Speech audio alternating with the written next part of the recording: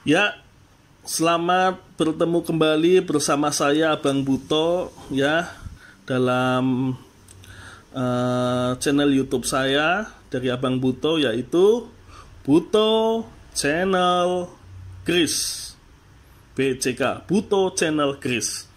Dimana dalam channel ini ya Abang Buto tidak hanya membahas soal kris, pedang, tombak dan sebagainya.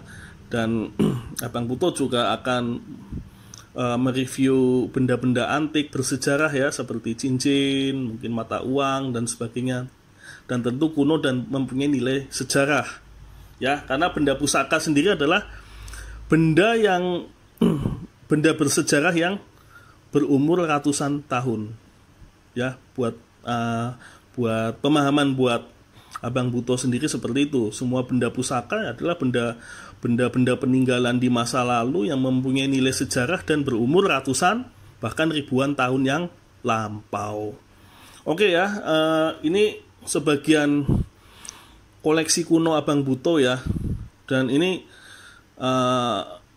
sebenarnya Abang Buto ini ketika membuat konten ini sudah beberapa kali ya untuk mengambil zoom dari cincin ini ya, terutama batu cincin ini ya. Tapi entah kenapa selalu gambarnya selalu ngeblank ya, ngeblank ketika tadi Abang Buto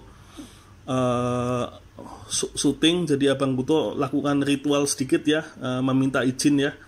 Mungkin barangkali di dalam ada sesuatu agar proses review benda-benda pusaka kuno ini bisa berjalan lancar ya, tanpa halangan suatu apapun ya. Karena kita tahu sendiri semua benda-benda kuno pusaka di masa lalu itu mempunyai residual energi ya dari pemilik terdahulu ya, pemilik terdahulu, terutama benda-benda kesayangan ya. Kalau istilahnya, kalau pusaka-pusaka kesayangan, mungkin orang yang mempunyai pusaka itu sudah meninggal lama ya, sudah meninggal dunia lama ya. Tapi mungkin jin korinnya atau yang mendampinginya mungkin masuk ya ke dalam benda pusakanya itu, atau mengikuti benda pusaka yang dulu disukai oleh leluhurnya, oleh orang yang sudah meninggal di masa lalu. Ibaratnya korin lah, korin orang yang sudah meninggal di masa lalu mengikuti benda-benda yang dulu disukai orang-orang terdahulu semasa hidup ya. Jadi tadi Abang Buto sedikit melakukan ritual sebentar ya, artinya ya berdoalah, minta izin ya. Karena aneh sekali, beberapa kali mau mengambil gambar kok selalu gambarnya buram. Dan ini alhamdulillah ya, sudah diambil gambarnya, sudah jelas dan tidak ada suatu halangan apapun. Dan ini Abang Buto akan mereview ya salah satu pusaka temuan sungai ya. Ini cincin ya, bisa dilihat ya, ini cincin ini memiliki batu ya. Batunya ini batu rubi Burma ya, Burma ya, semacam itu ya. Kalau saya tanya sama orang-orang yang ahli di perbatuan mungkin ya, orang-orang yang ahli terkait batu akik, katanya ini masuk ke jenis batu rubi ya, tapi batu rubi yang sangat kuno katanya. Batu rubi Burma mungkin ya, karena warnanya agak sedikit terang. Kalau yang agak-agak gelap katanya masuk ke Thailand katanya orang yang ahli di bidang batu atau gemologis lah ya, istilahnya seperti itu. Dan ini sepertinya cincin ini ada perekatnya ya. Perekatnya mungkin dari semacam kayak apa ini ya, perekatnya kayak getah-getah tumbuhan ya, seperti getah-getah tumbuhan hitam itu ya, baru diapit oleh besi yang ada di sampingnya. Jadi terkesan lengket. Mungkin zaman dulu ya ada teknik perekatan, mungkin semacam lem alami ya, dari getah-getah tumbuh-tumbuhan di masa lalu.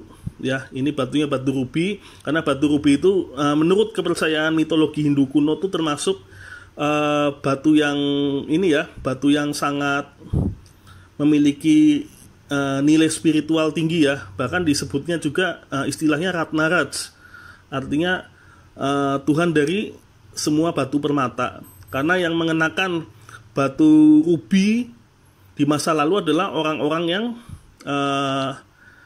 memiliki kasta tinggi ya, biasanya para bangsawan ya, pedagang atau saudagar yang sukses, atau bahkan para resi-resi ya, resi-resi pandita di masa lalu juga menggunakan batu rubi ya, karena mengandung nilai spiritual yang sangat tinggi.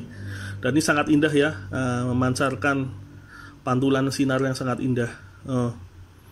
Dan ini bahannya perunggu ya, perunggu plating emas ya. Ini dari emas lah, perunggu plating emas ya, temuan sungai. Ini temuan sungai daerah Lamongan. Karena kita tahu sendiri Lamongan itu banyak ditemukan artefak-artefak peninggalan kerajaan Kahuripan, bahkan hingga era Majapahit ya. Kalau dilihat dari, kalau istilah bahasa pergerisan, Pasikutan ya, gaya Pasikutan ini sepertinya ini masuknya ke era kerajaan Kediri ya, Kediri kuno ya, Kahuripan ya sepertinya ini. Dan ini perunggunya relatif utuh ya, karena dulu terbungkus patina. Ini masih ada sisa patinanya ya, no, hitam-hitam sisa patina. Nah, ini sisa-sisa patina ya. Ini plating emas ya. Ini plating emas ya, plating emas. Ini sangat sangat indah sekali ya. Ini temuan dari dasar sungai ya, temuan dari dasar sungai juga. Ini satu paket nih ditemukannya nggak jauh dari lokasi penemuan cincin, juga ditemukan ini ya, mata uang kuno ya, mata uang kuno dari campuran antara tembaga dan perak. Dan ini katanya sih kalau ini emas ya, mata uang emas ya, sekitar ya 18 karat ya, beratnya 60 gram ya, mata uang.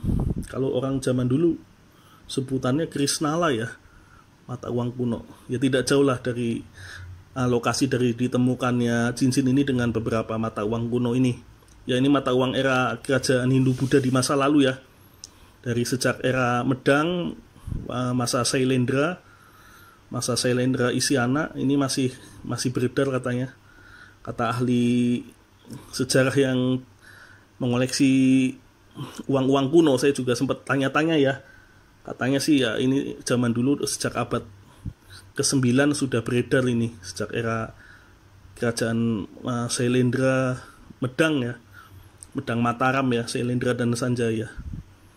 Kalau yang ini era-era Kediri ya, katanya era-era Kediri kuno ya, atau uang emasnya.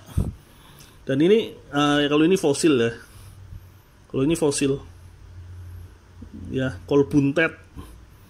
Ini fosil, ini kol buntet. Kalau ini sih enggak, penemuan ini tidak satu paket dengan yang ini ya.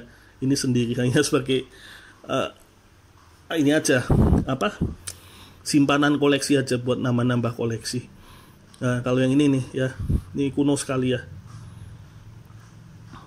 Ini era kerajaan Kahuripan. Era kerajaan Kahuripan kalau tidak salah itu sekitar abad ke-11 ya.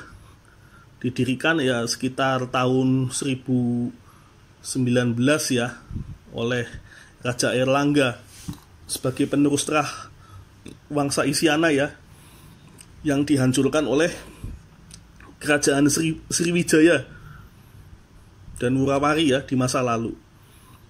Terus kemudian dibangun kembali oleh ketika kerajaan Sriwijaya diserbu oleh kerajaan Cholamandala dari India Selatan sekitar tahun 1025 ya. Nah, kemudian Airlangga mendirikan kerajaan Kahuripan di tahun 1019 dan memperluas ya, menyatukan kembali kerajaan-kerajaan eks Medang yang dahulu dikuasai oleh Sriwijaya untuk disatukan kembali di bawah kerajaan Kahuripan.